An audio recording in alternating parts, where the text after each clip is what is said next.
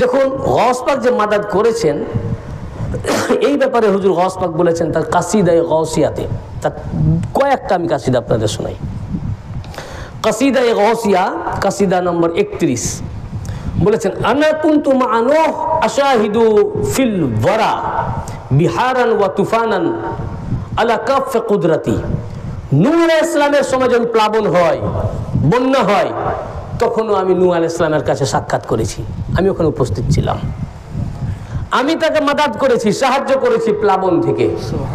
আমি তাকে পাক পাঞ্জাতনে পাকের ওসিলা শিখিয়ে দিয়েছি।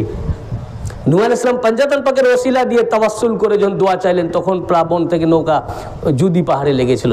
এগুলো আমি মুহররম পাকের ওয়াজে বয়ান করেছি, এর পুরো ডকুমেন্ট আমাদের কাছে আছে। তো এই দোয়া আমি তাকে শিখিয়ে দিয়েছি, আমি তাকে সাহায্য করেছি। কারণ সৃষ্টিতে নদী ও তুফান আমার নিজের দস্তে কুদরতের উপর। এই তুফান, বৃষ্টি, ঝড়, বালা, মুসিবত এটা আমার দস্তে কুদরতের উপর। এই যে গওস পাক এটা বললেন, মোল্লা মৌলবী বলবে যে এটা শিরক হয়ে গেল, এটা আল্লাহর হাতে। এটা আমি কোরআন দিয়ে প্রমাণ করব। গওস পাক যে বলেছেন আমার হাতে, এটা কোরআনে আছে যে আল্লাহ পাকের এমন খাস খাস বান্দা আছেন যাদেরকে আল্লাহ পাক এই পাওয়ার দিয়েছেন, এবং তাদেরকেই বলেছেন আপনারা ঠিক এটা করেন, এ কারামাত আপনি দেখান, এ মোজেজা আপনি দেখান, এটা কন্ট্রোল আপনি করুন। আমরা আসবো ইনশাল্লাহ। আগে আমি কয়েকটা কাসিদা পাক শুনিয়ে দিয়েছি, কোন কোন কয়েকজন পয়গম্বরের ওয়াকিয়া। তারপরের কাসিদা পাকে বলছেন, ওয়া কুনতু মা ইব্রাহিম মুলকাম বিনারিহি। ইব্রাহিম আলাইহিস সালামকে যখন আগুনে নিক্ষেপ করা হয়, তখন আমি ইব্রাহিম আলাইহিস সালামের সাথে ছিলাম। ওয়ামা বুররিদান নিরান ইল্লা বিদাওয়াতি, এবং ওই আগুন আমার দোয়াতেই নিভে গেছিল, সুবহানাল্লাহ, ঠান্ডা হয়েছিল। তাহলে ইব্রাহিম আলাইহিস সালাম তখন গওস পাক বা জাহের পৃথিবীতে আসেননি, কিন্তু মওজুদ ছিলেন সৃষ্টিনার সবারই আগে। সেটাও গওস পাক বলেছেন, বলে দিই, এটা কাসিদায়ে গওসিয়া 17 নম্বর কাসিদা, 3 নম্বর কাসিদা 17 নম্বরে বলেছেন, ওয়াসিররি ফিল উলিয়া বিনূরে মুহাম্মদ। আমার গোপন রহস্য উচ্চতায় নূরে মুহাম্মাদির সাথে। আমার ভেদ, আমার গোপন রহস্য উচ্চতায় নূরে মুহাম্মাদির সাথে, অর্থাৎ নূরে মুহাম্মাদির সাথে আমি একীভূত ছিলাম। নূরে মুহাম্মাদি যেদিন থেকে, আমি গওসে পাক সেদিন থেকেই। নারে তাকবীর, আল্লাহু আকবার, নারে রিসালাত, ইয়া রাসূলুল্লাহ, নারে হায়দারি, ইয়া আলী, নারে গোল, ইয়া নাসির হুজুর পাক হযরত শেখ শাহ ইয়াসুফ আলী আল কাদরি আল বাগদাদি জিন্দাবাদ, মেদিনীপুর দরবার শরীফ জিন্দাবাদ। এরপর বলেন ফাকুন্না বিসিররিল্লাহ ক্বাবলান নুবুওয়া। অতএব আমরা, আগে বললেন আমি, ইয়া মুতাকাল্লিম ওয়াহিদ, ওয়াসিররি আমার গোপন ভেদ, আমি বলে বলছেন আমার গোপন ভেদ উচ্চতায় নূরে মুহাম্মাদির সাথে। পরেরটাতে বলছেন ওয়া ফাকুন্না, অতএব আমরা। এবার উনি আমি বলছেন না, আমরা মানে আমি, আমার জাদ্দামজাদ রাসূল পাক মাওলানা আলী, ফাতেমা, হাসান, হুসাইন, কিয়ামত তক যত আমরা আমরা আমরা এই আওলাদ পাক, মেদিনীপুর দরবার, দরবার পাক, বর্তমান সাজ্জাদা হোসেন হযরত পাক, কিয়ামত তক আমরা ফাকুন্না বিসিররিল্লাহ ক্বাবলা নবুয়া, অর্থাৎ নবুয়তের আগে থেকেই নূরে মুহাম্মাদির সাথে আল্লাহর গোপন ভেদে আমরা একীভূত ছিলাম। বিসিররিল্লাহ, আল্লাহর গোপন ভেদে, আল্লাহর গোপন ভেদে আমরা আমরা একীভূত ছিলাম নবুয়তের আগে থেকেই। এবং বললেন ওয়া আনা কুনতু ফিল উলিয়া বিনূরে মুহাম্মদ, এবং আমি উচ্চতায় নূরে মুহাম্মাদির সাথেই ছিলাম। সুবহানাল্লাহ, যার কারণে আমি সব পয়গম্বরদেরকে এসে মাদাদ করেছি। এরপর গওস পাক বলেন, আনা কুনতু মা ইয়াকুব ফি গাশবি আইনিহি ওয়া মা বারিআত আইনাহু ইল্লা বিতাফলাতি। ইয়াকুব আলাইহিস সালাম যখন ওনার উপরে বালা মুসিবত আসে, ওনার চোখ যখন অন্ধ হয়ে গেছিল, তখনও আমি ওনার কাছে ছিলাম, উপস্থিত ছিলাম, তার কাছে আমি গেছিলাম, এবং তার চোখের দৃষ্টি ফিরে আসেনি আমার লোয়াবে দহন ব্যতীত। অর্থাৎ আমার এই থুতু মুবারকের কারণে তার চোখ ভালো হয়ে গেছে। এই যে ইউসুফ আলাইহিস সালাম বললেন এই জামাটা নিয়ে যান, তার ভাইদেরকে বলে জামা নিয়ে যাও এবং আমার আব্বার চোখে, কোরআনে আয়াত, কোরআন পাক, আমার আব্বার চোখের উপরে লাগিয়ে দাও, চোখ ভালো হয়ে যাবে। এবং ওটা যখনই চোখে লাগানো হলো সঙ্গে সঙ্গে দৃষ্টি ফিরে এলো। আমরা এটার উপর বক্তব্য দিই কি যে পয়গম্বর যে কাপড় ব্যবহার করেন ওটা তাবাররুক, সেই তাবাররুকের ওসিলায় দৃষ্টি ফিরে পেল। ভাই ইয়াকুব আলাইহিস সালাম নিজেই তো পয়গম্বর, তো উনার জামাটাই তো খুলে নিজে লাগিয়ে নিতে পারতেন। হ্যাঁ, উনিও তো নিজেই পয়গম্বর, উনার জামাটা খুলে লাগিয়ে দিতে পারতেন।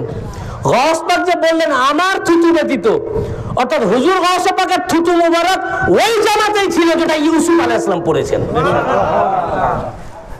বুঝেছেন না? ওই কারণে মিশর থেকে জামাটা পাঠাতে হলো। বললেন আমার থুতুতে ওনার চোখ ভালো হয়েছে। এরপরে হুজুর গওস পাক বলেন ওয়া আনা মা ইদরিস লাম্মার তাকাল উলা ওয়া আকআদতুহু তুহুল ফিরদাউস আহসানা জান্নাতি। আমি ইদ্রিস আলাইহিস সালামের সাথেও ছিলাম। ইদ্রিস আলাইহিস সালাম জানেন ওনার কবর নাই, ওনাকে সশরীরে আল্লাহ পাক তুলে নিয়েছেন। তবে ওনার ইন্তেকাল হয়েছিল ও ঘটনা আছে, আমি আগেও কখনো কখনো কোনো জায়গায় বলেছি। আজরাইল আলাইহিস সালাম জান কবজ করেছেন, করে আবার জান দিয়ে দিয়েছিলেন। তারপরে সশরীরে ওনাকে এই অনেক ঘটনা, অনেক বড় ঘটনা রয়েছে। ওনাকে যে জান্নাতে তুলে নেওয়া হয়েছে এই ব্যাপারে হুজুর গওস পাক বলেন যে ইদ্রিস আলাইহিস সালামের যে খয়েশ ছিল যিনি জান্নাতে চলে যাবেন ওখানেই থাকবেন, বলেন ওই এটা এই কারণেই সম্ভব হয়েছে যে ওনাকে যখন জান্নাতে নিয়ে যাওয়া হয় তো ওই তোলার ব্যাপারে আমি ইদ্রিস আলাইহিস সালামের সাথে আমি ছিলাম, ওখানে আমার মাদাদ ছিল। এবং এখানে মারাত্মক কথা বলেন ওয়া আকআদতুহুল ফিরদাউস আহসানা জান্নাতি। জান্নাতি, জান্নাত বলেন নাই, জান্নাতি, ইয়া মুতাকাল্লিম। ইদ্রিস আলাইহিস সালাম পয়গম্বরকে আমি আমার উত্তম জান্নাতে অধিষ্ঠিত করেছি। গওস পাক বলেছেন আমার জান্নাত, কার জান্নাত?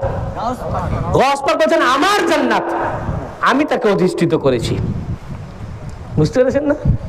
সব গওস পাক করেছেন। এরপর হুজুর গওস পাক বলেছেন আনা কুনতু মা মুসা মুনাজাতা রাব্বি ওয়া মুসা আসাহু মিন আসায়া ইস্তামাদ্দাত। মুসা আলাইহিস সালাম যখন তার রবের কাছে মুনাজাত করতেন তখন আমি মুসা আলাইহিস সালামের কাছে উপস্থিত থাকতাম।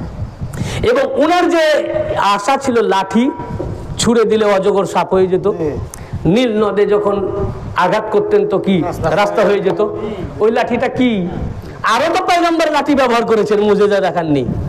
হ্যাঁ, তো একমাত্র মুসা আলাইহিস সালামের লাঠিটা মুজেজা ছিল। কারণ কি? কারণ তোমরা জানো না মুসা আলাইহিস সালামের লাঠিটা আমার ইস্তেমদাদের লাঠির মধ্যে একটা লাঠি ছিল, ওটা আমারই ইস্তেমদাদের লাঠি। ভাই গওস পাক মিথ্যা বলবেন নাউজুবিল্লাহ, আস্তাগফিরুল্লাহ। সমস্ত ওলিকুলের সরদার উনি যখন বলেছেন এটা আমাদের ঈমান, আমরা মানি কি এটাই ঠিক, এটাই সত্য, কিন্তু আমরা মানি বললে তো হবে না। এটা আমাদের আবেগ, এটা আমাদের ঈমান, এটা আমাদের বিশ্বাস। কারণ গওস পাক আহলে বাইত পাক, গওস পাক আহলে বাইত পাক, অতএব উনি আহলে বাইত পাক এবং সমস্ত ওলিদের সরতাজ। কদামি হাযিহি লা রাকাবাতি কুল্লি ওয়ালিল্লাহ, আমার এই কদম প্রত্যেক ওলির গর্দানে। অতএব উনি যেটা বলেছেন বারহাক, কিন্তু আপনার বিরোধী পক্ষ তো এটা মানবে না। কাজে উনি যে পয়গম্বরদেরকে মাদাদ করেছেন, বলে এটা কিরকম কথা যে উনি পয়গম্বরদের মাদাদ করেছেন? কোথায় পয়গম্বর? উনি হলেন ওয়ালি। ওয়ালি কোনোদিন পয়গম্বরকে মাদাদ করতে পারেন না? কোনো পয়গম্বর ওয়ালির কাছে মাদাদ চান? আসলে মুল্লারা তো কোরআনই পড়েনি। কি মুল্লারা? কোরআনে এরকম অনেক আয়াত পাক আছে যে পয়গম্বরকে ওলি আল্লাহ মাদাদ করেছেন, পয়গম্বর ওলির কাছে মাদাদ চেয়েছেন। বুঝতে পেরেছেন না? এবং গওস পাক আরো বলেছেন ওয়া আনা কুনতু মা আইয়ুব ফি জামানিল বালা ওয়া মা বারিয়াত বালওয়াহু ইল্লা বিদাওয়াতি। আইয়ুব আলাইহিস সালাম যখন বালাতে মুবতলা ছিলেন তখন আমি তার সাথে ছিলাম এবং তাকে আমি মাদাদ করেছি। এখান থেকে আমি আপনাদের সামনে যেটা খণ্ডন করব বা দলিল পেশ করব যে এখানে প্রথম কথা হচ্ছে যে এক নম্বর কথা যে পয়গম্বর মাদাদ করেছেন, পয়গম্বরকে মাদাদ করেছেন। প্রশ্ন আসবে গওস পাক তো নবী না, উনি বলি, এটা জেনে রাখবেন। গওস পাক পয়গম্বর না, উনি নবী না, কিন্তু আল্লাহ পাক এমন এমন ওলি পৃথিবীতে সৃষ্টি করেছেন যে ওলিদের মর্যাদাকে পয়গম্বরের উপরে রেখেছেন। হুজুর গৌস পাক নবী না, কিন্তু ওনার মর্যাদা নবীদেরও উপরে। নবীদের উপরে মর্যাদা হওয়ার জন্য নবী হওয়া জরুরি নয়, নবীদের উপরে মর্যাদা হওয়ার জন্য নবী হওয়া জরুরি নয়। উনি নবুয়তের দরজা খোলা থাকলে বন্ধ ছিল, তাই যেহেতু হুজুর খাতামান নবীন, এটা হুজুরের খাতমে নবুয়তের আদাবের কারণে গৌসে পাকের কাছে নবুয়ত আসেনি, মওলা আলীর কাছে নবুয়ত আসেনি। কাজেই আল্লাহ পাক খাতমে নবুয়তের সম্মানার্থে নবুয়ত ও রিসালাতকে বেলায়েত ও ইমামতের রূপে মওলা আলী ও গৌসে পাকের কাছে আল্লাহ পাক পাঠিয়েছেন। বুঝতে পেরেছেন না? তো প্রথম আমরা কোরআন পাক থেকে দলিল দিব যে ওলি কি করে পয়গম্বরকে মাদাদ করেন। 2 নম্বর গৌস পাক যে বলছেন আমি করেছি, আমি করেছি, তো বলে আমি করেছি এটা কি করে হয়? করেন তো সব আল্লাহ, বুঝেছেন না? তো আমি করেছি, আমি মুর্দা জিন্দা করেছি, আমি রোগ ভালো করেছি। গৌস পাক যে মুর্দা জিন্দা করতে পারেন, রোগ নিরাময় করতে পারেন, গৌস পাকের কাছে মাদাদ চাইলে উনি মাদাদ করতে পারেন, এর দলিল আমরা দ্বিতীয় আমরা কোরআন থেকে দেব।